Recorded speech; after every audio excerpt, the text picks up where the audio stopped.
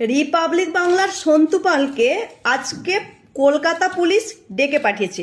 কেন জানেন?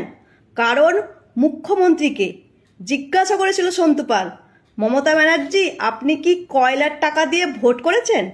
ব্যাস, এই যে জিজ্ঞাসা করেছে তার জন্যই কলকাতা পুলিশ হাত ধুয়ে পড়ে গেছে সন্তু পালের ওপর। বুঝতে পারছেন? কিন্তু তার উত্তরে মমতা ব্যানার্জি বলেছিল যে অমিত শাহ করেছে, নরেন্দ্র মোদী করেছে, শুভেন্দু অধিকারী করেছে। তাহলে পুলিশকে আমি জিজ্ঞাসা করছি, তাহলে মুখ্যমন্ত্রীকে কি ডাকা হয়েছে? কারণ উনিও তো প্রধানমন্ত্রীকে নিয়ে বলেছে, শুভেন্দু অধিকারীকে নিয়ে বলেছে, অমিত শাহকে নিয়ে বলেছে। বুঝতে পারছেন তো এখন অবস্থা?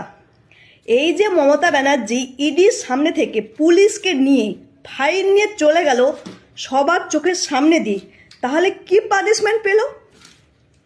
পুলিশকে বলছি, আপনারা যদি ঠিকঠাক করে কাজ করেন খুবই ভালো, নাহলে কিন্তু পাবলিক খেপে যাচ্ছে, এটা মাথায় রাখবেন। আর আপনারা যে মাইনে পান, সেটা কিন্তু নেতা মন্ত্রীরা দেয় না, জনগণের ট্যাক্সের টাকায়, এটাও মাথায় রাখবেন।